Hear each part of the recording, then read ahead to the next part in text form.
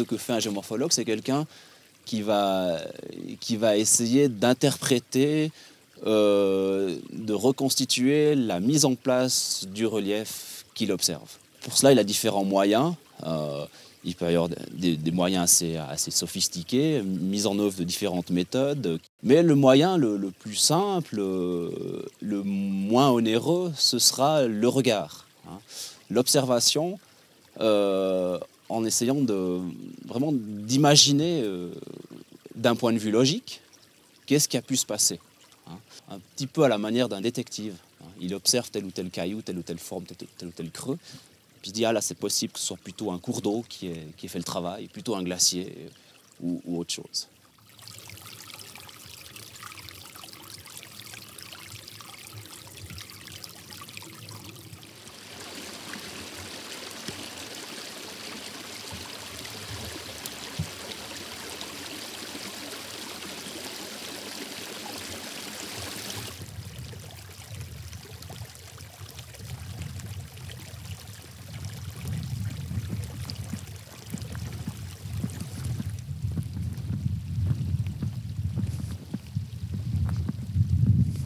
L'eau ici a joué un rôle majeur et joue encore un rôle majeur dans la mise en place du relief qu'on observe. Et on a différentes histoires. On a premièrement l'histoire de la formation des roches, ces roches calcaires qu'on observe ici, donc roches issues de la sédimentation au fond de la mer de coquillages, etc. Ensuite, on a eu la mise en place des Alpes, la formation des Alpes, et là intervient le deuxième rôle de l'eau relativement récemment, il y a 2 millions d'années, et lorsque le climat s'est refroidi sur la Terre, on est entré dans ce qu'on appelle le Quaternaire, cette période quaternaire qui a été marquée par une vingtaine, une trentaine de glaciations. Et là, c'est l'histoire de l'eau sous forme gelée, la glace, qui a façonné le relief, qui a créé ce cirque, ce magnifique cirque qui est en face de nous. Le troisième rôle, c'est l'histoire de la mise en place du relief actuel. Depuis le retrait des glaciers, il y a peut-être environ 15 000 ans. Donc à partir de ce moment-là, qu'est-ce qui s'est passé? On a les flancs, ces flancs du Grand Muvran qui se sont trouvés complètement libres de glace. On a eu donc les actions répétées des phases de gel-dégel avec formation de glace dans les fissures qui ont contribué à fragiliser la roche. On parle de gélifraction. Et ainsi permettre le débitage de la roche et donc par gravité la construction de ces grands voiles d'éboulis qui nous font face.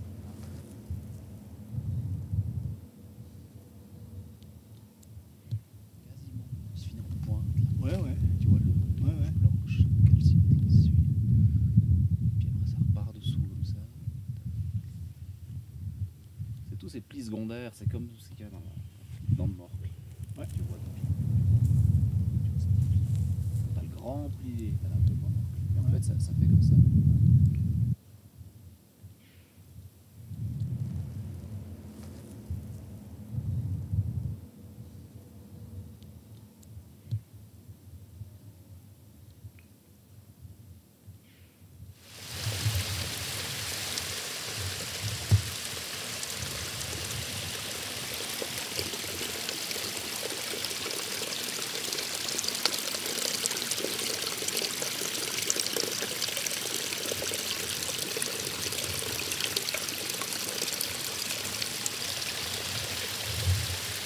Alors là, on vient de quitter Plan Salinthes pour nous diriger en direction de Plan Coupelle.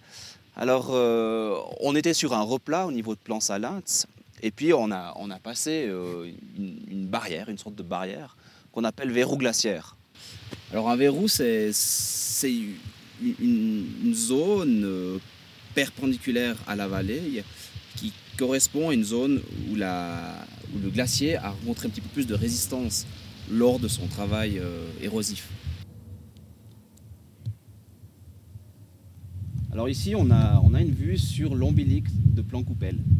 Donc cette zone de surcreusement glaciaire avec la petite maison qu'on voit à l'arrière-plan, qui se trouve juste à l'amont du verrou glaciaire de Plan-Coupelle.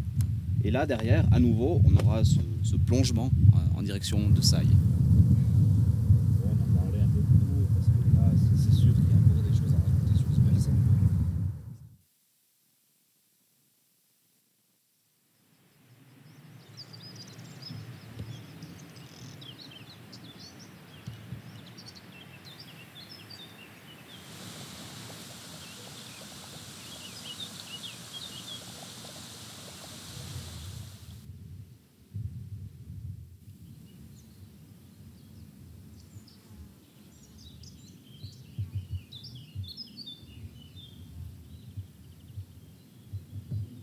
J'ai été berger ici en Sailles en 1945, 46, 47 et 48. L'alpage de Sailles a été abandonné plusieurs années après l'incendie du village de produits qui a eu lieu en 1962. Il n'y avait plus beaucoup de bétail et on a aussi arrêté de venir à l'alpage à cause des sources, parce qu'il y a les sources pour la commune de Létron. Il y avait 3 bergers. Il y avait le vacher, qu'on disait le vatserou, le petit vacher, le petit vatserou, et le manpa. Alors le vacher était celui qui avait la responsabilité du bétail et la responsabilité d'amener le bétail dans les endroits où on allait pâturer. Les plus beaux endroits, c'était les concis. Là, alors, il y avait toujours de la belle herbe, parce qu'on pouvait puriner. Et il y avait les luys où dès qu'on avait mangé une partie ici, que l'herbe était propice, on montait par les luys. Mais là, il fallait vraiment avoir le beau temps. Il fallait faire attention qu'il n'y ait pas un orage qui allait venir parce que c'était dangereux pour le bétail. Hein. Quand il y avait de l'eau à la Salins, le bétail s'abreuvait à la Salins. Et quand il n'y avait plus d'eau, comme maintenant, il y avait des bassins qui se trouvaient en dessous de la cave à fromage et on les amenait boire là-bas. Hein. La fosse à purin, il y avait une planche qui bouchait le trou. Et puis une fois, un cochon est venu à pousser la planche. Puis on n'était pas là. On était tous au chalet. On arrive le soir pour aller traire la fosse à purin vide. Au lieu d'aller là dans les concis, elle a filé tout droit aux sources. Et ça alors on était immunisés. Vous étiez immunisés? Les gens de Létron aussi. Hein. Derrière moi, il y a les chalets de l'alpage. Là se trouvait la cave à lait. Ici, la fromagerie, avec 2 chaudières, une de 800 litres et une autre de 250. La porte plus loin, c'était la chambre où les 7 bergers dormaient sur la paille. Et puis plus loin se trouvait la cave à sérac. À la fromagerie, il y avait 4 employés.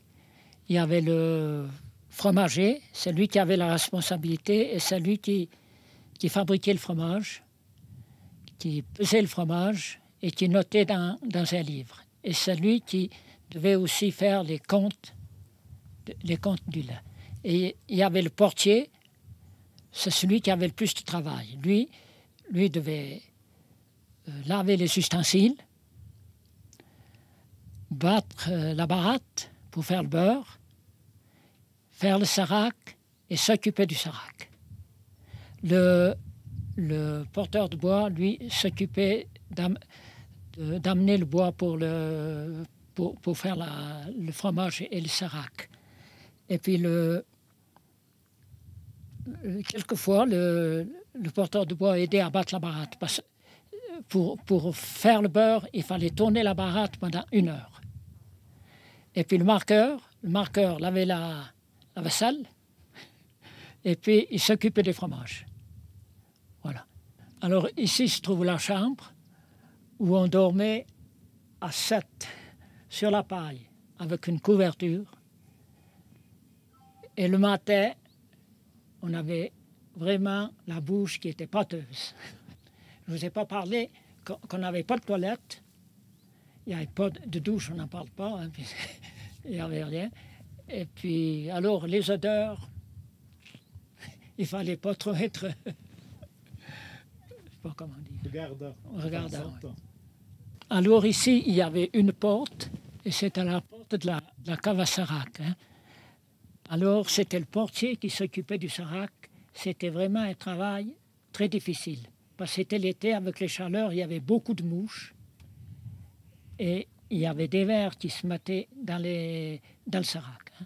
Alors chaque jour, il devait faire des trous, enlever les vers, et puis avec il mélangeait de l'eau avec du poivre, et il lavait les séracs avec ça, et puis il mettait du poivre dans les trous pour que les mouches aillent moins. C'était vraiment très difficile à tenir les séracs en état. Quelques années, on perdait aussi beaucoup.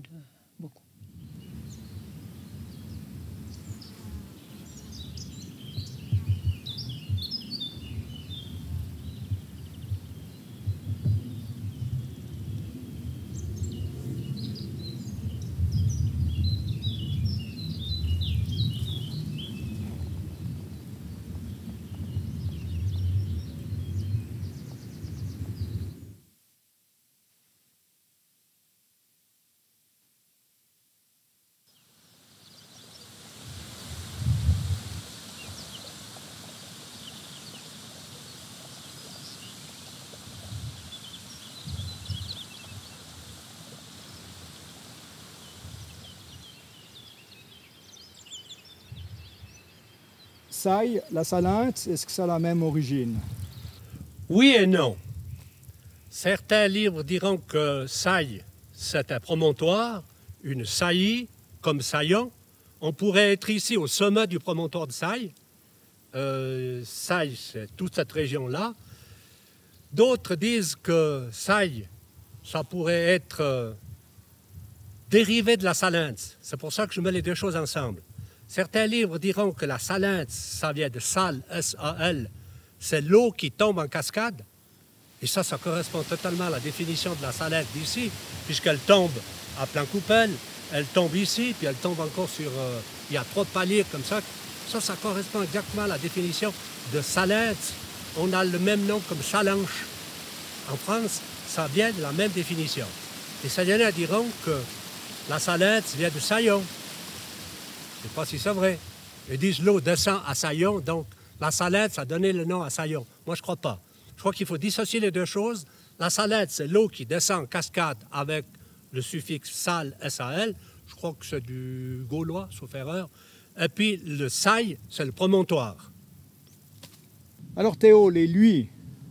Les luys sont certainement, avec la forêt, les noms de lieux les plus nombreux à l'Étron. Il y a des luys partout, derrière la CIA, ici à Saille. Et des lieux qui sont sur les cartes, ou à 25 000, ou à 50 000, ou à 10 000, mais des lieux, des luys, qui sont donnés par des gens qui connaissent le coin. Et quand je suis venu ici avec Jérémy, il m'a donné le nom de 2 luys qui sont sur aucune carte. Je vais parler ici de la luy Fleuria. La luy Fleuria, ici, c'est une luy qui se trouve dans un éboulis. Les luys sont soit dans les éboulis, soit sur des terrains engazonnés. Ici, la luy Fleuria est une luy dans les éboulis. On a la luy Fleuria de Saille, la luy Fleuria de Bougnonne, la luy Fleuria d'Oilois. On a plusieurs luys comme ça. Et si vous allez dans la région, vous allez trouver des tas de fleurs.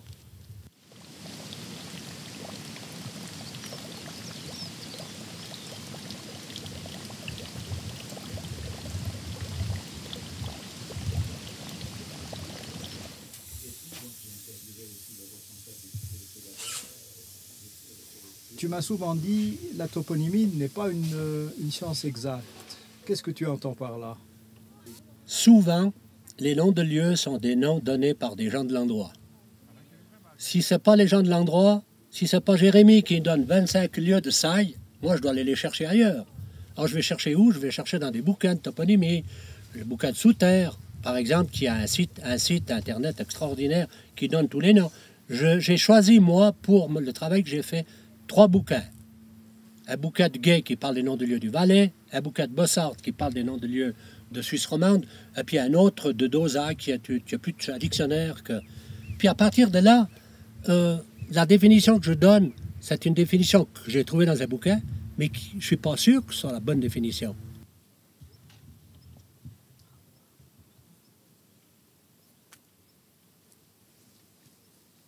Alors, voilà le premier objet. Ah, c'est bel objet. Tu peux nous le présenter? Alors, c'est marqué de BDV, je ne sais pas qui c'est, 1918. Donc, c'était avant les écuries de saille actuelles. Ce bâton, qu'on appelle bâton du chargeran, je répète que le chargeran, c'était le responsable de l'alpage qui venait avec la cravate, répartir les fromages, régler le combat de reine qui se passait juste là en dessous. Et ce bâton avait la signification suivante. Quand on faisait comme ça, le bétail suivait le berger qui faisait ce bruit. Puis quand la vache ne voulait pas avancer, le berger faisait... On pourrait l'utiliser pour autre chose aujourd'hui, ça. Le deuxième objet que tu as cité, Ouais. ce que les Vaudois appellent un Un botte de cul. bas de cul. Bon, il est clair que cet objet-là, il appartenait à mon père. Mon père l'avait descendu à Duny. Puis un jour, je dis à mon père, tu devrais me redonner la sarle. Parce qu'en fait, ça s'appelle la sarle au lieu du bas de cul. S-A-R-L-E. Ça fait avec de bois d'arole. Ça a été fait ici à Sailles en 1946 parce que le berger qui s'occupait de la vache de mon père, qui était Rénalet de Sailles, souvenir de Lyon, Rénalet 1946 Sailles, Sailles brûlé dans le bois, Chatrian-Théo, ça c'est mon père, puis devant, Chatrian-Germain 1946 Sauvin. Sauvin, ça veut dire le Sauvin du bout. C'était le berger qui amenait le bois, qui allait chercher le bois là-bas dans les crêtes de Sailles, puis amener là pour faire le fromage, et puis en même temps il trayait. Alors c'est clair, des objets comme ça, pour moi, sont plus importants que toutes les autres explications. Donc les objets ne sont pas muets. Ah non, pas du tout. Les objets jonraient, ça veut dire ils ne parlent pas. En réalité, ils ne parlent pas. Ils parlent à celui qui sait les regarder, puis à celui qui sait essayer de comprendre l'explication. À ce moment-là, ils parlent beaucoup. Moi, ces deux objets-là me permettent de parler pendant 10 minutes.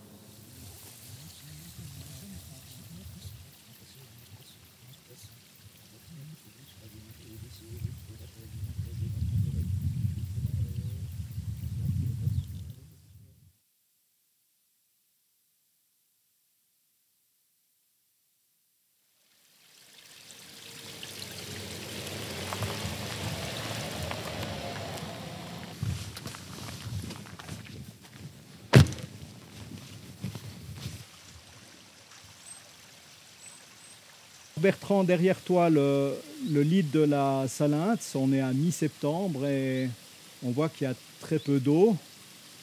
Est-ce que ça signifie qu'il n'y a plus d'eau potable? Non, heureusement, les sources ne sont pas alimentées directement par l'eau de la Salinthe. Nos sources viennent en grande partie de sources vraiment qu'on a récupérées dans le sous-sol. Elles sont influencées légèrement par le deuxième lit de la Salinthe qui est en souterrain.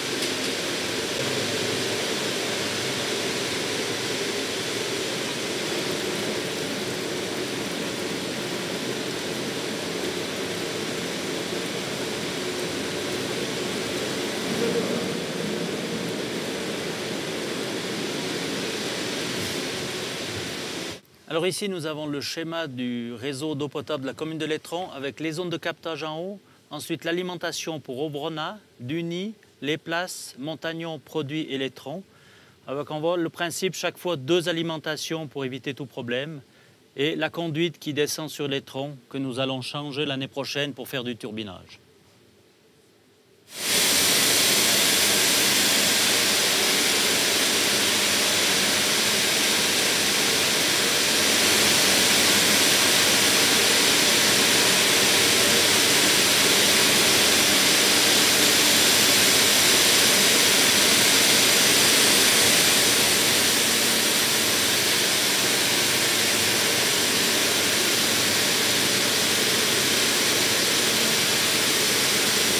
Alors ici, on a le système de gestion à distance où il nous suffit d'une connexion Internet pour pouvoir à tout moment contrôler le réseau et manipuler toutes les différentes vannes. Donc on voit là avec le réseau de Lettron où je peux cliquer sur une vanne, soit pour l'allumer ou pour l'éteindre. Dans le réseau global, on voit le réseau de Chamozon, le réseau de Lettron et le réseau de Saillon, car les 3 réseaux, comme on vous l'a dit, sont interconnectés. Et dans quel sens vont les échanges? Dans les 2 sens? Les échanges peuvent aller dans les 2 sens, oui. Actuellement, les échanges vont principalement de Lettron vers les autres communes, parce qu'actuellement, on peut dire qu'on a un surplus d'eau potable, qu'on redonne soit à Saillon, soit à Chamozon en cas de besoin. Ce surplus, est-ce que ça s'explique par le fait que, en partie du moins, vous avez beaucoup lutté contre les fuites d'eau ces dernières années? Certainement, je pense que c'est un grand problème au niveau des réseaux, avec des réseaux qui sont très anciens. Si on ne fait pas régulièrement des détections de fuite, on a vite des grosses pertes d'eau. Nous, on en a fait un en 2001. Avant, on n'avait pratiquement jamais fait de campagne sur tout le réseau, où là, on a économisé pratiquement 10 litres seconde. Sur un débit Sur un débit moyen, on était à 45 litres seconde et on a descendu à 34 litres seconde à peu près. Donc un bon quart, quoi. Ah ouais. Et comment est-ce qu'on détecte les fuites? C'est des appareils qui enregistrent le bruit, parce que chaque fuite crée des vibrations au niveau du tuyau. Alors les appareils enregistrent ces vibrations. Et puis l'actualité, c'est, tu me disais, un projet de turbinage de l'eau potable. Comment ça se présente? Tout à fait. Alors nous, on a une conduite qui part depuis Aubrona et qui descend sur Lettron, qui a été construite dans les années 50 et donc on doit renouveler. Et on va profiter de créer une centrale de turbinage de l'eau potable là-dessus. Donc la conduite passe au pied de l'Ardève et la centrale sera juste en dessous de Lettron. Et qu'est-ce que ça représente comme production d'électricité dans les grandes lignes? Alors, j'ai plus du tout les chiffres en tête, mais le coût de la construction, c'est environ 5 millions. Qui sera amorti? Qui sera amorti sur à peu près 10 ans avec la fabrication d'électricité.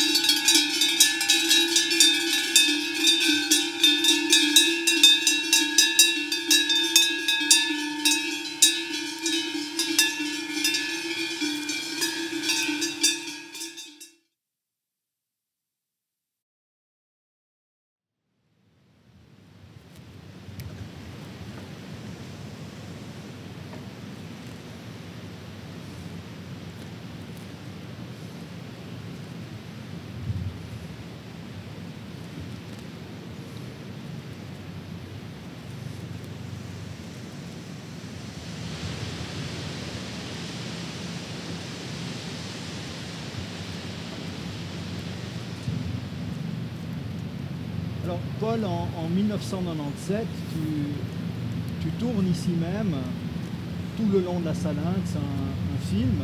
Qu'est-ce qui t'a motivé à faire ce film? C'était un peu un des derniers exploits de rivière que j'ai fait. J'avais d'abord fait une première à la Lizerne, qui est impressionnante.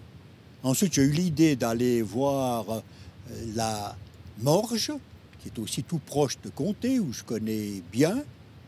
Ensuite, j'ai eu l'idée d'aller voir plus haut les rivières de la rive droite.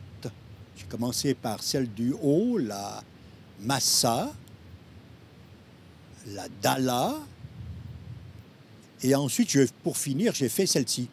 Je suis parti donc vers la cabane Rambert, puis je suis descendu, avec corde ou sans corde, et jusqu'au Rhône.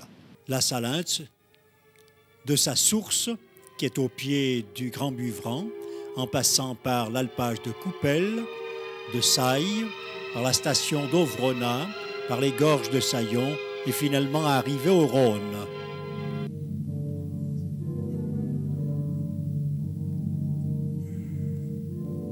Actuellement, il n'y a pas d'eau. Aussi, je veux m'approcher du névé sous la cabane Rambert. Et là coulera la petite source qui est la Salinthe. Un ruisselet fort sympathique.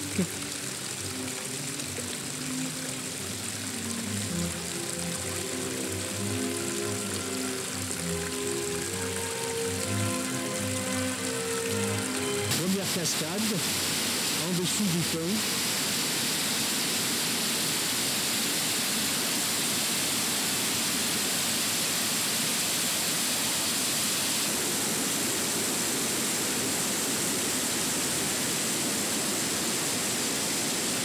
Ici, il y a déjà une petite cascade qui n'est pas facile. On peut la descendre facilement, mais remonter, c'est une autre affaire. Ce que j'aimais bien, c'était le bruit permanent de l'eau, là. Ces cascades plus ou moins impressionnantes, les unes toutes petites, avec des marmites, qu'on appelle des marmites de géants, et d'autres plus impressionnantes, notamment la dernière que je n'ai jamais réussi à faire, sinon à contempler de loin, de dessus et de dessous, qui est en dessous de la passerelle. Celle-là, elle est vraiment impressionnante.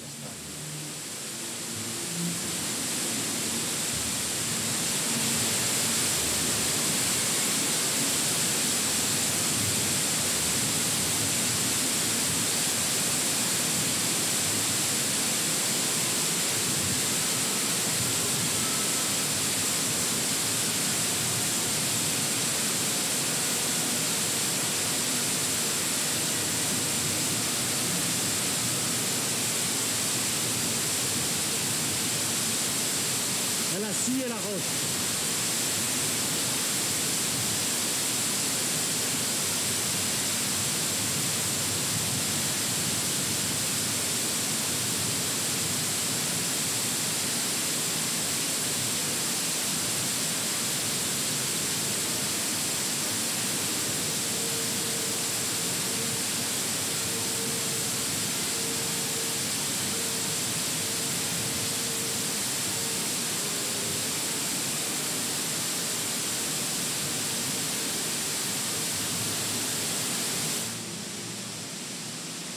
Et là, c'est un vieux tonneau rouillé qui a été jeté ici.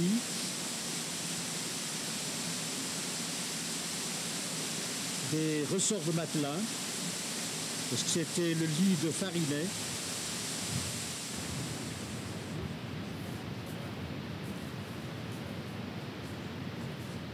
La Via Farinetta, est-ce que tu la connais? Je la connais, elle est splendide. Je suis parti avec un neveu des vignes de Saillon et on monte, on traverse, je crois, 2 fois la Salinthe. C'est toujours un peu acrobatique. Et la première partie, elle n'est pas difficile.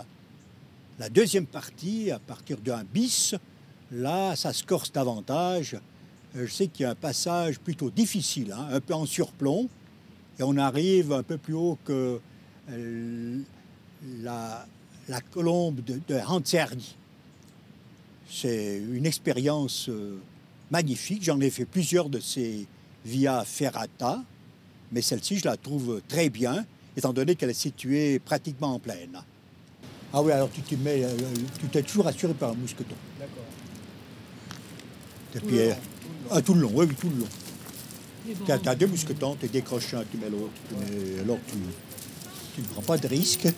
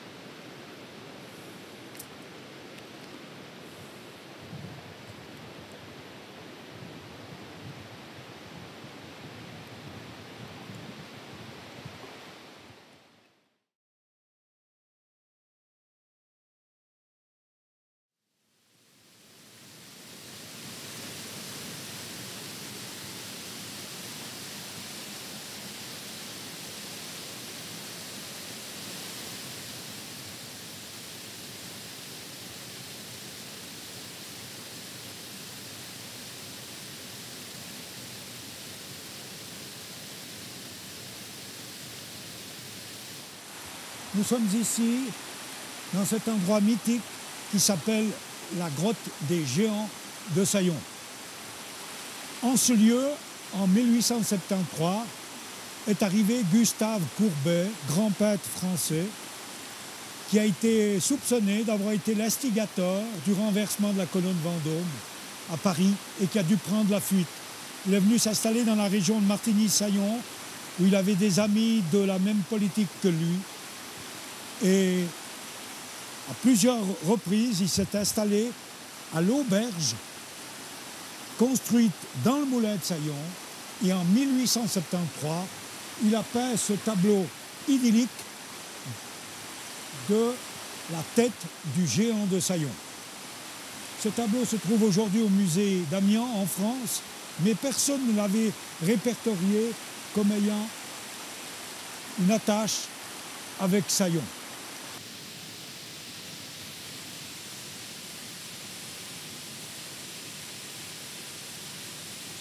Lors de notre enfance, la source d'eau chaude sortait directement du rocher à cet endroit. Et ici, il y avait une cuve où on pouvait se baigner paisiblement. Mais le surplus de cette eau sortait et passait ici, au centre de ce pont de tuf. Lorsque nous sommes venus un petit peu plus grands, nous venions également nous baigner. Nous remontions le lit de la Salette dans l'eau glacée pour venir nous mettre ici dessous et recevoir l'eau chaude directement sur notre corps. C'était déjà une thérapie courante à l'époque et qui nous laissait complètement courbaturés le lendemain de par la hauteur et la quantité d'eau que nous recevions directement sur la tête depuis ici. Et je vous fais également remarquer cette plaque qui situe à cet endroit la mort du faux monnayeur Joseph Samuel Farinet, qui a été retrouvé au fond de ces gorges.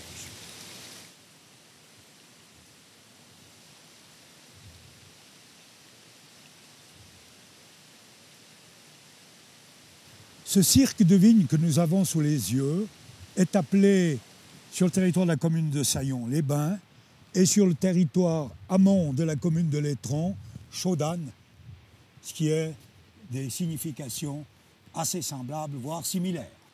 Vous remarquez, dans le virage du chemin qui borde la rivière, une construction en béton. Ce sont là les captations des sources thermales pour le centre de Saillon.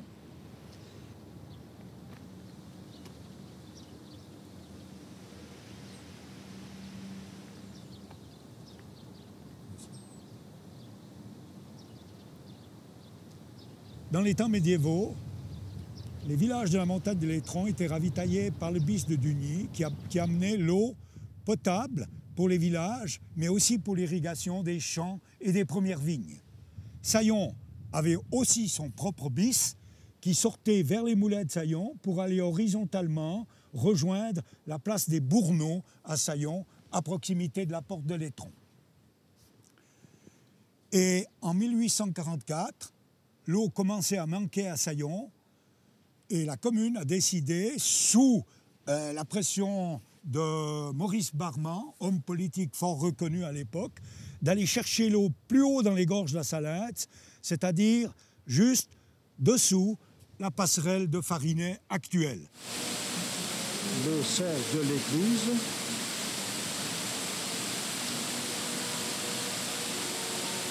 Et s'en va en bis.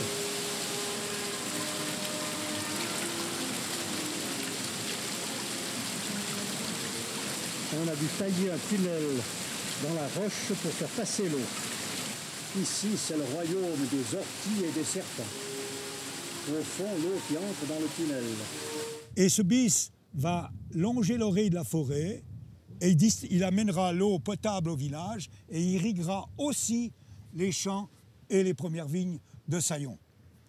Et puis, à la porte du XXe siècle, Plan Létron s'étant développé, la commune de Létron manque d'eau pour cette nouvelle partie de la localité. Et elle va venir chercher l'eau à la sortie des gorges de la Salette. Et là, elle va devoir passer sur le territoire de la commune de Saillon. Et il y aura quelques difficultés pour trouver un terrain d'entente. Mais surtout, celui qui va faire le plus obstruction sera le meunier des moulins de Saillon qui veut garder cette eau entièrement pour faire tourner ses artifices.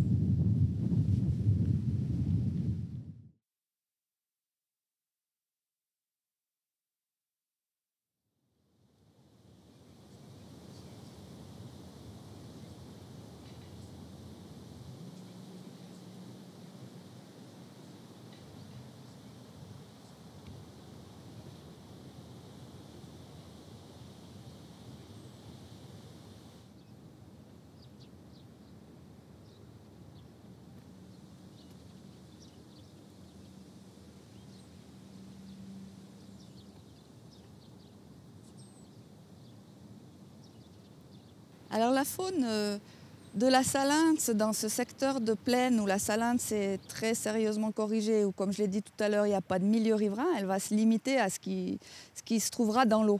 Parce qu'effectivement, en guise de milieu riverain, on a des murs qui sont au mieux colonisés par de la végétation rudérale, donc on n'aura pas de faune particulière au cours d'eau. Par contre, dans le lit mineur, dans le compartiment aquatique de la Salinthe, ici, on a un petit débit. C'est vrai que la Salinthe, ce n'est pas un gros cours d'eau.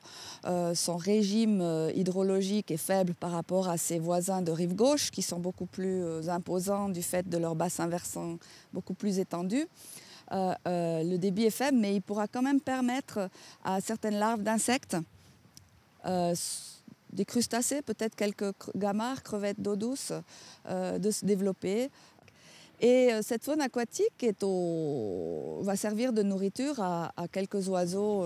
On a vu tout à l'heure un cincle plongeur. Il a quelle taille à peu près? C'est un oiseau, c'est un merle. C'est la taille d'un merle. Et puis là, il est brun et il a une bavette blanche. Et puis tu le vois remonter le cours d'eau, disparaître dans l'eau, réapparaître un peu plus loin. Il est capable de nager sous l'eau avec ses ailes rabattues.